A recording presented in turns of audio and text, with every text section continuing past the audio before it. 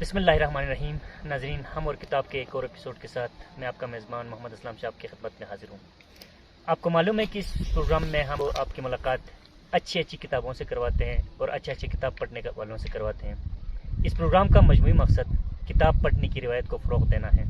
آج بھی بہت اچھی کتاب اور ایک اچھی کتاب پڑھنے والے کے ساتھ ہم آپ کی خدمت میں حاضر ہیں.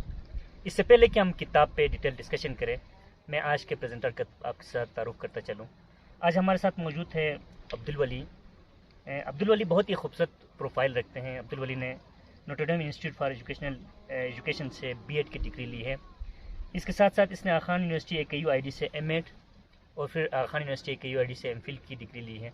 اس کے ساتھ ساتھ خوشی کی بات یہ ہے کہ ان دنوں Abdulwali Lingnan university Hong Kong China سے PhD کی ڈگری حاصل کر رہے ہیں اور ان دنوں as a PhD scholar Lingnan university کے ساتھ وابستہ ہے. سب سے پہلے میں آپ کو آج کے پروگرام میں دل کی گہرائیوں سے ویلکم پیش کرتا ہوں اور آپ کا شکریہ کہ آپ نے اس پروگرام کے لیے وقت نکالا. بسم اللہ الرحمن الرحیم. محترم اسلم صاحب، میں آپ کا مشکور ہوں کہ آپ نے اپنے اس خوبصورت پروگرام میں مجھے شرکت کی دعوت دی اور مجھے اس بک کے حوالے سے اپنے خیالات کا اظہار کرنے کا موقع دیا، اور اس کے ساتھ میں فنڈر ٹائم کا بھی مشکور ہوں. یہ بتا دیں کہ آج جس کتاب کو ہم ڈسکس کرنے والے ہیں اس کا ٹائٹل ہے پیڈاگوجی آف اوپریسڈ.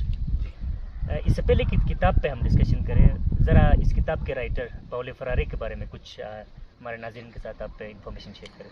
یہ ایک خوبصورت کتاب ہے. اس کا نام ہے دی پیڈاگوجی آف اوپریسڈ، اور اس کا رائٹر ہے ایک برازیلین اسکالر ہے جس کا نام ہے پاولو ریگولیٹی اومنیو فرارے. یہ بیسیکلی ایک اسکالر ہے اور فلاسفر ہے. اس کی مشہوری اس وجہ سے ہے کہ کرٹیکل پیڈاگوجی مومنٹ میں یہ ایک پائنر کا کردار ادا کرتا ہے اور اس کا روح رواں سمجھا جاتا ہے. یہ بک 2015 تک اس کی 7.5 لاکھ تقریباً کاپیاں مارکیٹ میں بک چکی ہے، اور 2003 میں اس نے award of the year book کا ایوارڈ بھی اس بک کو ملی ہے. اور پھر یہ بک جو ہے one of the best sellers book. یہ ایک اس کا انٹروڈکشن ہے. لگتا ہے کہ بہت ہی خوبصورت کتاب ہم ڈسکس کرنے والے ہیں اور ایک اچھے رائٹر کے ساتھ. سب سے پہلے کہ کتاب کے بٹ اینڈ پیسز میں ہم جانے سے پہلے جی، اس کتاب کا جو ٹائٹل ہے پیڈاگوجی آف اوپریسڈ، سب سے پہلے اس ٹائٹل کو آپ ان پیک کریں ہمارے ناظرین کے لیے. Actually pedagogy of the oppressed basically 1986 میں پاولو فرارے نے لکھا تھا، اور بنیادی طور پر یہ پرتگیز لینگویج میں لکھی گئی ہے. پرتگیز لینگویج میں اس کا نام ہے پیڈاگوجیو ڈو اوپریمیڈو، یعنی اس کا pedagogy of the oppressed 1970s میں جب اس کی انگلش ٹرانسلیشن ہوئی تو اس وقت ایک امریکن رائٹر نے اس کا نام جو ہے نا پیڈاگوجی آف دی اوپریسڈ رکھا. تو بنیادی طور پر یہ بک معاشرے کے دو طبقات کو ڈسکس کرتا ہے. ایک کو اوپریسڈ کہتے ہیں اور دوسرے کو اوپریسر کہتے ہیں. اچھا، میں نے اس کتاب کو جو سے گو تھرو ہوا، اس کے ریویوز پڑھا، اس کے انٹرو کو میں نے دیکھا، تو اس میں اوپریسر اور اوپریسڈ ان دو طبقات کے بارے میں بہت ڈیٹیل ڈسکشن ہے. جی، اس کے نزدیک اوپریسر کون ہے، اوپریسڈ کون ہے، اور ان دو ٹرمینالوجیز کا مطلب کیا ہے اس کے نزدیک؟ جی، ایکچولی بنیادی طور پہ یہ بک جیسے کہ میں نے پہلے آپ سے عرض کی کہ دو ٹرمینالوجی کو ڈسکس کرتا ہے. سوسائٹی کے اندر بیسیکلی طبقاتی نظام ہے جس میں ایک گروپ ہمیشہ کسی طاقت کے زور سے یا کسی نالج کے یا کوئرسیو فورس کے ذریعے سے دوسرے گروپ کو یا دوسرے بندوں کو ڈومینیٹ کرنا چاہتا ہے اور ان کو اپنے ڈومینیشن میں رکھنا چاہتا ہے. تو وہ لوگ جو دوسروں کو ڈومینیٹ کرنا چاہتے ہیں ان کو کہتے ہیں اوپریسر، اور وہ لوگ جن پہ ڈومینیشن کی جاتی ہے ان کو کہتے ہیں اوپریسڈ. تو بنیادی طور پر یہ کتاب کولونائزر اور کولونائز کے درمیان جو ریلیشن شپ ہے اس کا ایک مارکسسٹ کریٹیکل انالیسس پیش کرتا ہے. اچھا، تو یہ اوپریسر اور اوپریس کو اس طریقے سے بیان کرتا ہے. جی. اچھا، کوئی بھی رائٹر جو ہے نا جب کتاب لکھتا ہے تو اس کی انسپریشن ہوتی ہے، کوئی آئیڈیا اس کی انسپریشن ہوتی ہے، یا یہ کہ پریویس جو رائٹنگ ہے ان پہ وہ بلڈ کرتے ہیں. یہ جو پاولو فرارے ہیں، اس نے جو کتابیں لکھی ہے یا یہ کتاب لکھی ہے، اس کا انسپریشن کون ہے یا کس آئیڈیا سے یہ بہت زیادہ متاثر ہو کے اس نے یہ کتاب لکھی ہے؟ جیسے کہ میں نے آپ سے پہلے عرض کیا کہ یہ کتاب پرائمریلی ایک Marxist critical analysis of capitalism, اور اس کی انسپریشن ہے ہیگل ایک فلاسفر ہے جس کا بنیادی آئیڈیا یہ ہے کہ everything in the world can be put under questions except logic, یعنی لاجک کے علاوہ دنیا میں ہر چیز کو کوسچن کیا جاتا ہے. اور اس بنیاد پہ پاولو فریرے نے بھی اس رائٹر سے، اس فلاسفر سے انسپریشن لے کے اس بک کو لکھا ہے. ٹھیک ہے. اچھا، اس کتاب کے اندر ایک اور بہت ہی امپورٹنٹ اور خوبصورت کانسیپٹ ہے، وہ ہے بینکنگ کانسیپٹ آف ایجوکیشن. جی، ذرا یہ بتا دیں کہ اس کے نزدیک بینکنگ کانسیپٹ آف ایجوکیشن کیا ہے، اس کی بنیاد، اس کے حوالے سے اس کے رائٹر کے خیالات کیا ہے؟ بیفور ہم ڈسکس کریں بینکنگ سسٹم کو، اوپریسر اوپریسڈ کا آئیڈیا اور اس کی ڈومینیشن سوسائٹی میں کیسی ہے، اس پہ ہم تھوڑی سی بات کریں گے. جیسے کہ ہم نے پہلے بھی ذکر کیا کہ جو اوپریسر ہوتا ہے وہ ہمیشہ کسی بھی طریقے سے، چاہے وہ ایجوکیشنل انسٹیٹیوشن ہو، ہیلتھ ریفارمس ہو، گورنمنٹ کے انسٹیٹیوشن ہو، یا کوئی بھی ادارہ ہو گورنمنٹ کے اندر، اس میں وہ اپنا ڈومیننٹ چاہتا ہے. ڈومیننٹ کس شکل میں؟ اپنے پرسیپشن کی شکل میں، اپنے پریکٹس اور پریکٹس کی شکل میں، اور اپنے خیالات کو یعنی امپوزیشن کی شکل میں.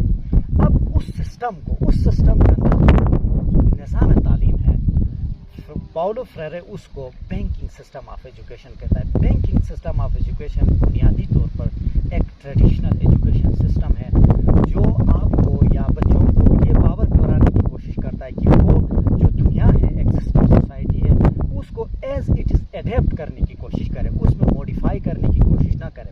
تو پاولو فریرے کے نزدیک یہ ایک آپریشن ہے، کیونکہ وہ آپ کو کسی نیو ڈسکوری کی طرف نہیں لے جاتا، بلکہ وہ آپ کو موجودہ ایگزسٹنگ پریکٹسز جو بھی ایز اٹ از ہے ان کے ساتھ اپنے آپ کو ایڈجسٹ کرنے کے لیے فورس کرتا ہے. اسی لیے یہ بینکنگ سسٹم کبھی بھی آپ کو کرٹیکل بنانے اور کوسچننگ اسکل ڈیولپ کرنے میں یہ جو ایجوکیشنل سسٹم ہے یہ پیدا نہیں کر سکتا.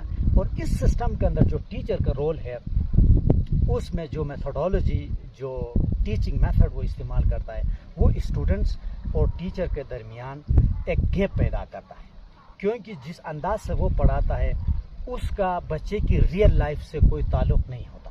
لہٰذا پاولو فریرے یہ کہتا ہے کہ بھائی ایجوکیشن کا مقصد ریئل لائف ایکسپیرینس ہونا چاہیے، نہ کہ جو بھی پریکٹس ہے یا جو بھی ایگزسٹنگ آئیڈیاز ان کو آگے پروموٹ کریں. اس لیے ہم آگے ڈسکس کریں گے کہ اس کا جو اگلا ماڈل ہے وہ کس طرح سے اس کو پیش کرتا ہے. ٹھیک ہے.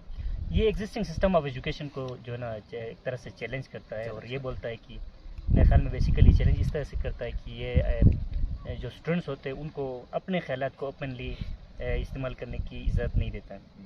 اچھا چلے، اس کے نزدیک یہ نالج اور ایجوکیشن کو ڈیفائن کیسے کرتا ہے پاولو فریرے؟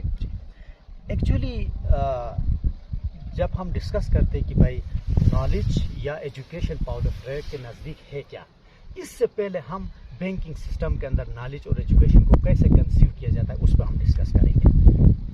کیونکہ بینکنگ سسٹم آف ایجوکیشن میں وہ یہ کہتے ہیں کہ جو بچہ ہوتا ہے وہ ٹیبولر ایسا ہے، اور علم کا مقصد ایگزسٹنگ آئیڈیاز اور ٹریڈیشنس اور ویلیوز کو آگے فارورڈ کرنا ہے. جبکہ اس طرح کے نظام میں ٹیچر اور اسٹوڈنٹ کے درمیان ٹیچر یہ سمجھتا ہے کہ جو سورس آف نالج ہے وہ ٹیچر ہے، اور اسٹوڈنٹس ایک پیسیو لرنرس ہیں. اب پیسیو ریسیپینٹ آف ایجوکیشن ہونے کی وجہ سے وہ اپنے آپریشن سے آگے بڑھنے کی کوشش نہیں کرتے، کیونکہ وہ یہ چاہتے ہیں کہ جس سوسائٹی میں وہ رہ رہے ہیں وہ سوسائٹی ان کو انہیریٹیڈلی ملا ہوا ہے، اور اس لیے وہ آپریسڈ ہے. جبکہ پاولو فریرے یہ کہتا ہے کہ بھائی اس بچے کو یا اس سوسائٹی کے فرد کو وہاں سے آگے نکلنے کی کوشش کرنا چاہیے، کیونکہ بنیادی طور پر آپریسر اور اوپریس میں جب ایک اوپریسر دوسرے بندے کو اوپریس بناتا ہے، اپنے ڈومینیشن کے اندر لاتا ہے، وہ اس کو اسی شکل میں مختلف قسم کے تکالیف سے وہ گزرتا ہے، اور جب وہ پاور میں آتا ہے جو اوپریسڈ ہے وہ دوسرے بندے کو اوپریسر بنانے کی کوشش کرتا ہے. اسی طرح یہ دونوں طبقات ہیومنائزیشن سے دور ہو کے ڈی ہیومنائزیشن کی طرف جاتے ہیں. تو لہٰذا پیڈاگوجی آف دی اوپریسڈ میں پاولو فریرے یہ ایجوکیشن کنسیپٹ دیتا ہے کہ ایجوکیشن کا مقصد کوسچننگ اسکل ڈیولپ کرنا، دنیا کے بارے میں بار بار کوسچن کرنا، اور اس کوسچن سے وہ کہتا ہے کہ جو نالج وہ کریٹ کریں گے وہ کو کنسٹرکٹ ہوگا. ٹیچر اور اسٹوڈنٹ مل کے ایک نالج جنریٹ کریں گے جو دونوں کے لیے ایکسیپٹیبل ہوگا, اور اس کو لے کے اس پہ آئیڈیاز ڈفرینٹ ہو سکتے ہیں, لیکن وہ کو کنسٹرکٹیڈ نالج ہونا چاہیے. ٹھیک ہے, تو یہ جو رائٹر ہے یہ صرف ایگزسٹنگ جو ایجوکیشن سسٹم ہے اس کو کرٹیک کرتا ہے یا کوئی الٹرنیٹ ماڈل بھی دیتا ہے؟ بالکل, کوئی الٹرنیٹ ماڈل دیتا ہے تو وہ کس طرح کا ماڈل ہے اور یہ کیا چاہتا ہے؟ بالکل, جو پابلو فریرے ہے یہ نہ صرف کرٹیک کرتا ہے بلکہ اس کا ایک الٹرنیٹ پیڈاگوجی بھی آپ کو دے دیتا ہے کہ بھائی آپ کو ریئل فریڈم حاصل کرنے کے لیے, ریئل ہیومنائزیشن کے سفر کے لیے آپ کے پاس ایجوکیشن نہ صرف ایک ون وے ٹرانسفر ہونا چاہیے, بلکہ ایجوکیشن کا مقصد جس طرح میں نے پہلے عرض کیا, ایجوکیشن کا مقصد constantly asking question about the world ہونا چاہیے, جس میں وہ ایک ایجوکیشنل اپروچ ڈیزائن کرتا ہے جس کو وہ الٹرنیٹیو پیڈاگوجی اور اس کے اندر ایک پرابلم پوزنگ کوشچننگ سکلز وہ پیش کرتا ہے, جس کے اندر یعنی وہ یہ کہتا ہے کہ جب بچے کے سامنے پرابلم پوزنگ ہوگا, کوئی ایک پرابلم آئے گا, ایک ایشو آئے گا ورلڈ کے حوالے سے, تو وہ اس پرابلم کے بعد انکوائری پہ چلا جائے گا, ڈسکوری کرے گا, ڈائلاگ کرے گا, ڈسکشن کرے گا, تو پھر جو ہے نا ایک وہ ٹیچر کے ساتھ مل کے اس نالج کو کنسٹرکٹ کرے گا. اس طرح سے بچے کے اندر کریٹیوٹی ڈیولپ ہوگی, بچے کو امپاورمنٹ ہونے چاہیے, امپاورمنٹ سے آپ ہیومنائزیشن کی طرف جا سکتے ہو. ادروائز آپ ایک ٹیبولا راسا ہے, ٹیبولا راسا میں ٹیچر جو چاہے جس انداز سے چاہے اس کو شیپ کرے, اس کو مولڈ کرے, اور بچہ اسی تحت جیسے کہ ہم کمپیوٹر میں پروگرامنگ کرتے ہیں اور کمپیوٹر اکارڈنگلی ایکٹ کرتا ہے, تو اس طرح سے ہوگا. اس کے لیے الٹرنیٹیو پیڈاگوجی یہ کہتا ہے کہ بچے کے اندر امپاورمنٹ ہونا چاہیے, اس کو ٹوٹل لبریشن کی طرف آپ لے جائے. یہ نہ ہو کہ بچے بھی جس طرح آپریشن اور اوپریسڈ کا سسٹم ہے اسی طرح وہ بھی ایک لبریشن لے کے, ایک پاور لے کے کسی دوسرے بچے کو آپریسڈ کر دے یا اس کو ڈومینیٹ کر دے. تو لہٰذا problem posing questioning skill develop کرنا, پرابلم پوزنگ اپروچ ایک ایسا اپروچ ہے جس کے ذریعے سے بچے نیو ڈسکوریز کر سکتے, امپاور ہو جاتے, کلاس روم پارٹیسپیشن کرتے اور اسی طریقے سے وہ اپنی دنیا خود کنسٹرکٹ کرتے ہیں. یہ اس کا بنیادی فلسفہ ہے. اچھا, اس تمام ڈسکشن کے نتیجے میں اگر ہم ٹیچرس کے لیے کوئی پیغام اگر بتانا چاہیں کہ اس میں ٹیچرس کے لیے کون سے پیغام ہے جس کے تحت یہ پیڈاگوجی آپریس کا شکار نہ ہو, نہ اوپریسر ہو نہ اوپریسڈ ہو, تو کون سے میسیجز ہے, کی میسیجز؟ ایک تو اس میں پریکسس کی بات اس نے کی ہے جو ہمارے ٹیچرس کے لیے, ہم جیسے ٹیچر کمیونٹی کے لیے ایک پیغام ہے. پریکسس میں یہ ہوتا ہے کہ آپ ایکٹ, ریفلیکٹ اور ایکشن, ٹھیک ہے کہ نہیں, آپ کوئی کام کرتے ہیں ایز اے ٹیچر. میں اگر آج کوئی پڑھا رہا ہوں تو مجھے پڑھانے کے بعد یہ ریفلیکٹ کرنا چاہیے کہ میرے اس پڑھائی کے نتیجے میں آج بچے نے کچھ سیکھ کر گیا یا خالی گیا. کیونکہ جو پیڈاگوجی آف دی آپریسڈ, جو بینکنگ سسٹم آف ایجوکیشن ہے, اس میں بچے کو آپ انفارمیشن دیتے ہو اور وہ انفارمیشن ٹیچر کے نزدیک کریکٹ ہے تو وہ کریکٹ انفارمیشن ہے, بچے جو انفارمیشن دیتا ہے وہ غلط ہے. تو اس کنسیپٹ کو یہ چیلنج اس طرح کرتا ہے کہ ہمیں بحیثیت ٹیچر یہ سوچنا چاہیے, کیونکہ بچے جو آپ کے پاس آتے ہیں وہ امپاورڈ ہے, ان کے پاس آئیڈیاز ہے. ٹیچر کا کام ایز اے فیسیلیٹیٹر ان کے رول کو ڈیولپ کرنا, ان کو ریفلیکٹیو پریکٹیشنر بنانا. ٹھیک ہے, تو پھر اسٹوڈنٹس کے لیے بھی کوئی میسیجز اگر ہے اس کے اندر؟ اسٹوڈنٹس کے لیے یہ میسیج ہے کہ اسٹوڈنٹس ہمیشہ اپنے آپ کو ڈی ویلیوڈ نہ سمجھے, بلکہ وہ امپاورڈ اور انفارمیٹیو ایک ہیومن ریسورسز ہے کلاس روم کے اندر, ان کی ویلیوز ہے, اور وہ اپنے ویلیوز کو, اپنے آئیڈیاز کو منائے اور ٹوٹل لبریشن کے لیے کام کرے, اپنی انٹلیکچوئل ڈیولپمنٹ کے لیے کام کرے. یہ اس کا اسٹوڈنٹس کے لیے ایک پیغام ہے. ٹھیک ہے, تو بہت ہی امپورٹنٹ میسیجز آپ نے ہمارے ساتھ شیئر کی. تو اس آپ کو معلوم ہے کہ ہمارے اس پروگرام کا مقصد یہ ہے کہ ہم ریڈنگ کے کلچر کو پروموٹ کریں. اگر آپ سے میں یہ کہوں کہ ریڈنگ کے کلچر کو پروموٹ کرنے کے لیے وہ کون سے کی اسٹیپس ہوتے ہیں, یا دوسرے الفاظ میں یہ کہ لوگوں کے اندر ریڈنگ کے ہیبٹ کو پیدا کرنے کے لیے اپنے ناظرین کے اندر کیا ایسے میسیجز آپ کے پاس ہے کہ جن کے ذریعے ہم ریڈنگ کو پروموٹ کریں؟